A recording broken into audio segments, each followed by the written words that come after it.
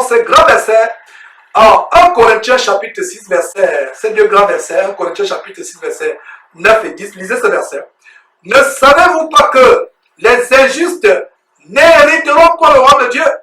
Donc il n'y a aucune injustice, aucune souillure, aucun péché dans le royaume de Dieu. Ne savez-vous pas que les injustes n'hériteront pas le royaume de Dieu? Ne vous y trompez pas. L'apôtre Paul, inspiré par le Saint-Esprit, dit, ne vous y trompez pas. Ne laissez aucun passage vous tromper. Même votre épouse doit vous tromper. Même vos enfants, même vos parents.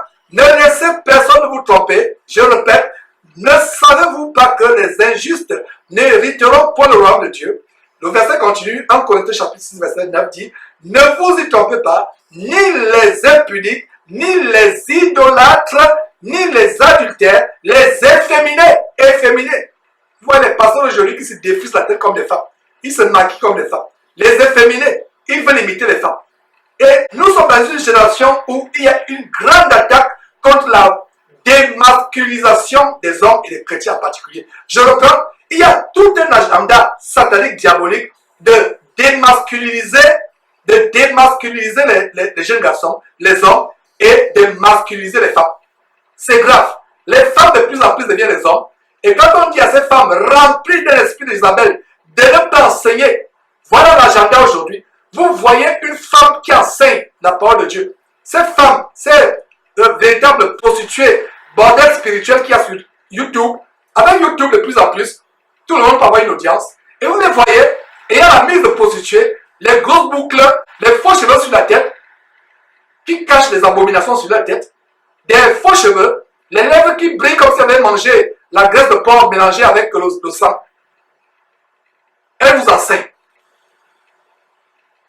Et quand elle vous enseigne, même dans la gestuelle c'est pour montrer leurs oreilles qui ont des boucles de vanité, leurs tatouages sur comment elles sont doigtées les fossiles, comment elles ont les larges boucles, comment elles ont les greffes abominables sur la tête. Et elles enseignent. Et voilà comment elles entraînent beaucoup de personnes en enfer. Il y a tout un plan satanique de démasculiniser les jeunes garçons et de masculiniser les femmes. En d'autres termes, un projet de féminiser les hommes et nos enfants et un projet de masculiniser nos filles et les femmes en général. Donc, si vous écoutez une femme enseigner la parole de Dieu, fuyez-la. Parce que sur la base de la parole de Dieu, dans 1 Corinthiens chapitre 14, il est interdit à la femme d'enseigner. Dans l'assemblée, la femme doit demeurer dans le silence. Et de plus en plus, et c'est les choses sur lesquelles nous allons mettre l'accent, les femmes qui prennent l'autorité sur les frères qui enseignent dans les assemblées, des femmes qui regerment dans les assemblées. Ma soeur, tu as quelque chose à dire, tu as même un reproche à faire à un frère, attends la fin. Attends un moment propice. Si tu es marié, soumets la situation à ton mari, et c'est ton mari qui va voir le frère. Et si tu n'es pas marié ou si ton mari est incroyant, tu peux trouver un moment propice pour dire au frère, il y a quelque chose que tu as dit ou que tu as fait, je ne suis pas d'accord avec toi, mais tu ne remboursses pas publiquement.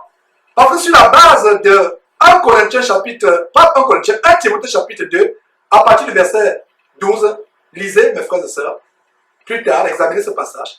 Il est interdit à la femme d'enseigner, non seulement d'enseigner, mais de prendre l'autorité sur l'homme. Qu'est-ce que Paul dit au sujet de Timothée? Que personne ne méprise ta jeunesse. Même si celui qui te dirige dans le Seigneur à l'âge de ton dernier fils, le fait que c'est un serviteur du Seigneur, toi femme, tu dois être soumise à ce jeune. Tu ne dois pas le rembrouer. Tu ne dois pas prendre l'autorité et pire encore, publiquement prendre l'autorité. Que ce soit en privé, vous êtes deux, pire encore publiquement, aux yeux aussi de tout le monde. Ça ne se fait pas. Même si tu as raison, même si ce pourquoi tu reproches au frère est correct, tu as commis devant Dieu un grand péché. Même si les observations que tu donnais au frère sont justes et droites, tu as commis un grand péché parce que tu as pris l'autorité sur le frère. Qu'en est-il de prendre l'autorité sur le mari? C'est pour ça qu'aujourd'hui, beaucoup de femmes ont des maris qui n'arrivent pas à se convertir parce que les femmes n'appliquent pas 1 Pierre chapitre 3 à partir du verset 1. Il a dit, femme, c'est par ta manière chaste de vivre réservée, soumise, que tu pourras changer ton mari. Ce n'est pas que le mari a commencé, il a A, toi tu vas me dépasser les lettres qui sont après Z. Tu as inventé les lettres qui sont après Z pour te révéler. Non. Ce n'est pas en ouvrant la Bible, en restant les versets. Tu ne peux pas enseigner ton mari incroyant. Tu ne peux pas lui tenir tête. Ce n'est pas ton comportement. Il est habitué à avoir une femme rebelle, une femme insoumise, une femme récalcitrante. Aujourd'hui, il voit une femme paisible, une femme qui tient bien son foyer, qui ne passe pas le temps dans les réunions de prière et délaisse sa maison, délaisse ses enfants. Mais une femme qui soigne son mari, et c'est un danger. Beaucoup de sœurs aujourd'hui passent plus de temps dans les groupes de prière, que ce soit par Skype, que ce soit par téléphone, que ce soit physiquement, délaissent leurs enfants, délaissent leur mari. Faites très attention, mes frères et sœurs. La femme doit soigner son foyer. Même la recommandation que l'apôtre Paul inspiré par le Saint-Esprit donne aux femmes, les femmes âgées doivent enseigner aux jeunes femmes comment garder leur foyer, leur maison, leurs enfants dans la foi. Matin, midi, soir, vous êtes avec des frères et sœurs. Matin, midi, soir, quand est-ce que vous occupez de votre mari, de vos enfants?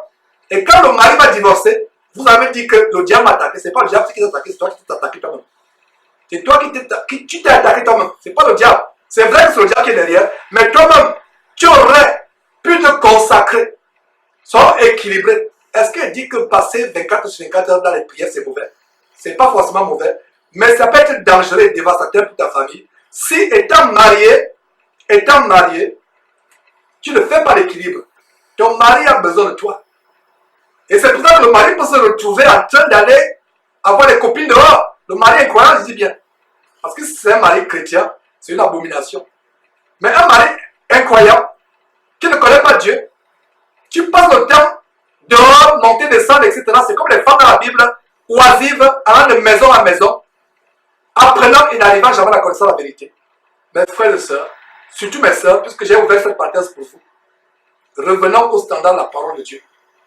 Passez plus de temps avec vos maris, même si sont incroyables, avec vos enfants. Soyez votre maison. Et si vous examinez très bien 1 Corinthiens chapitre 2, plutôt 1 Timothée chapitre 2, excusez-moi, parce que c'est le verset que je vous invite à examiner. Si vous examinez ce verset, ce chapitre 1 Timothée chapitre 2, le verset 15 nous dit, la femme sera néanmoins sauvée en devenant mère. C'est-à-dire en s'occupant, en remplissant très bien ses responsabilités, soit de mère, soit d'épouse. Ne soyez pas une pierre d'achoppement pour votre mari incroyable. Donc, je reviens sur cette femme qui, le niveau des véritables bordels spirituels sur YouTube, de se maquiller convenablement, des boucles d'oreilles qui pèsent 50 grammes, large, le diamètre étant peut-être de 20 cm aussi, viennent gesticuler devant vous là, en vous enseignant la parole de Dieu. Voilà le niveau d'Adam sur Internet. Voilà les femmes qui se sont déjà jetées vivantes dans le sujet des morts et en enfer. Puis ces femmes se repentir et comprendre qu'elles doivent rester dans le silence auprès de leur mari, au lieu de faire des vidéos à longueur de journée. Pour nous qui avons cette chaîne, nous savons le travail qu'il y a derrière cette chaîne. Donc cette femme qui passe le temps à poster vidéo et vidéo, elle s'occupe du mari quand. La preuve est que la plupart sont des lesbiennes, non même pas des maris. Et si elles sont même mariées, c'est des foyers misérables. C'est elles qui portent le pantalon. Parce que si une femme enseigne la parole de Dieu, il y a un esprit, un démon. Nous vous l'avons montré dans une émission. Il y a un démon de masculinité qui entre dans la femme, qui amène la femme à enseigner la parole de Dieu et à prendre l'autorité sur l'homme. Donc chaque femme qui enseigne la parole de Dieu a cet esprit de masculinité en elle. A cet esprit de masculinité en elle. Mes paroles peuvent être dures, mes frères et sœurs. Je préfère être dur que de vous caresser dans le sens du poil et vous retrouver dans les flammes de l'enfer éternellement. Mieux vaut être dur. Parce que nous parlons comme si elles ne comprenaient pas. Et non seulement elles sont égarées, elles égarent la multitude. Vous qui allez mettre des likes, les amener dans leurs vidéos. Voilà comment elles sont déjà jetées vivantes en enfer. Et dans le sujet de mort étant vivant. Malgré le fait que l'enfer n'est pas encore ouvert, mais elles sont déjà jetées vivantes. J'espère que vous avez la sagesse pour comprendre ce que je suis en train de dire.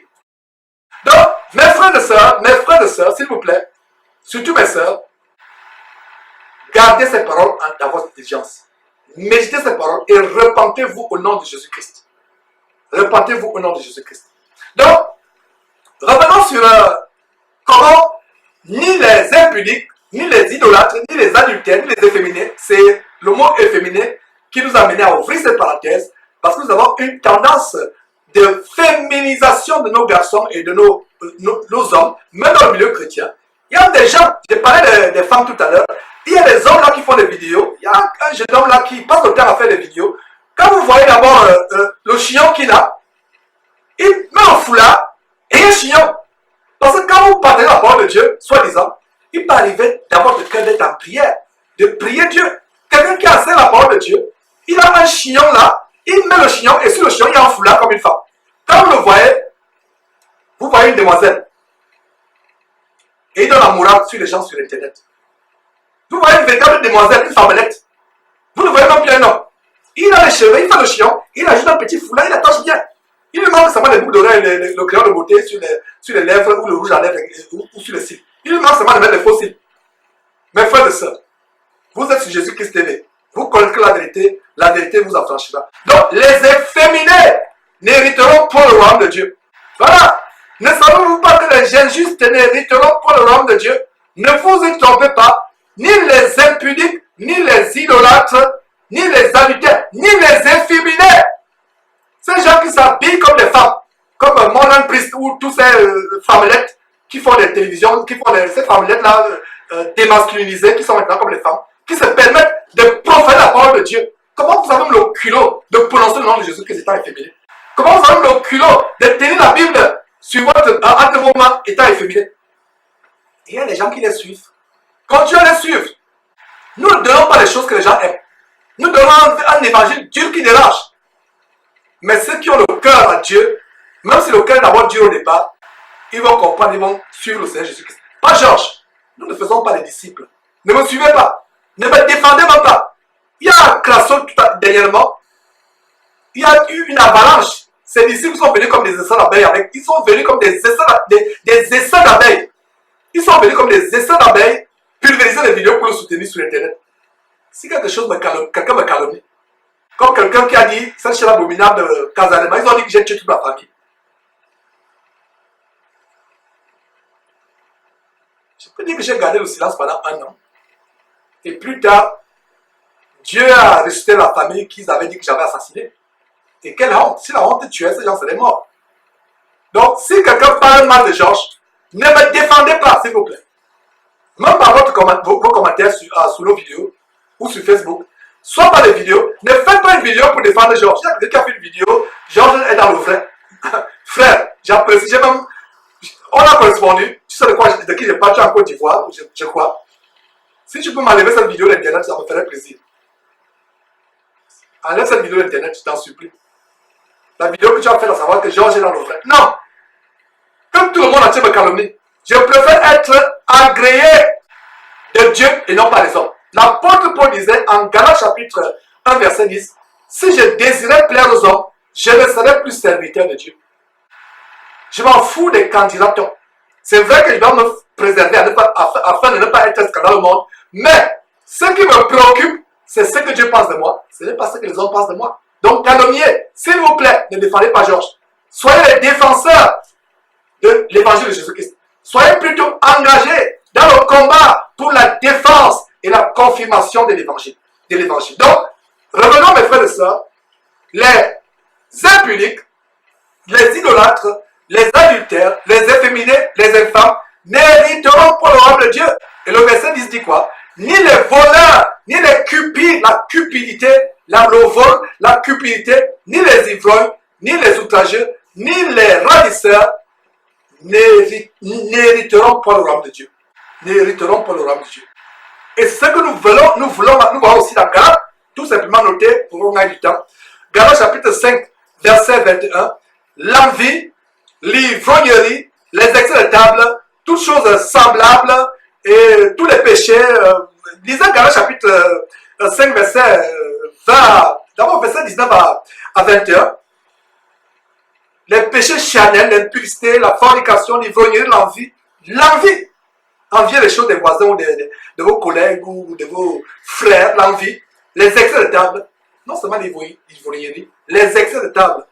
Si vous ne sentez pas la nourriture à l'œsophage, vous ne stoppez pas. Les excès de table, les choses semblables, je vous dis d'avance, comme je l'ai déjà dit, que ceux qui commettent de telles choses, n'entreront point, n'hériteront point le royaume de Dieu. Vous voyez comment c'est difficile, mes frères et sœurs, d'entrer dans le royaume de Dieu, parce que dans le royaume de Dieu, aucune souillure ne sera tolérée, et c'est la 9e révélation que nous sommes en train de voir. Et nous avons aussi Éphésiens, terminons cette section par cela. Éphésiens chapitre 5, verset 5, notez, Éphésiens 5, 5. C'est facile de retenir, Éphésiens 5, 5. Car sachez-le bien, aucun impudique, aucun impur. Qu'est-ce qu'on a vu dans Matthieu chapitre 5, verset 8 tout à l'heure? Heureux ceux qui ont le cœur pur, car ils verront Dieu.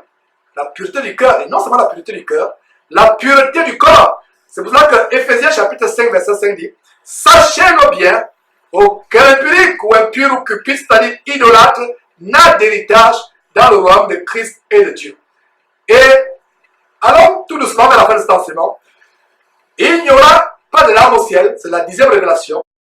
Pas de larmes au ciel, ni de douleur, ni de maladie, ni de souffrance. Quel bonheur mes frères et sœurs, quel bonheur. Pas de maladie, pas de souffrance. Oh là là, ma soeur, tu es peut-être cloué sur le lit. L'ennemi t'a affligé par une maladie. Même s'il faudrait que tu fasses comme les gens dans Hébreu, qui ont même refusé la délivrance parce qu'ils avaient les yeux fixés. Ne manquez pas de vous abonner à notre chaîne YouTube Jésus-Christ TV, en cliquant sur le bouton s'abonner, juste au bas de la fenêtre de cette vidéo. Ainsi, vous recevrez automatiquement nos nouvelles vidéos, et vous ne raterez aucune. Vous connaîtrez la vérité, et la vérité vous affranchira. Jean 8, 32.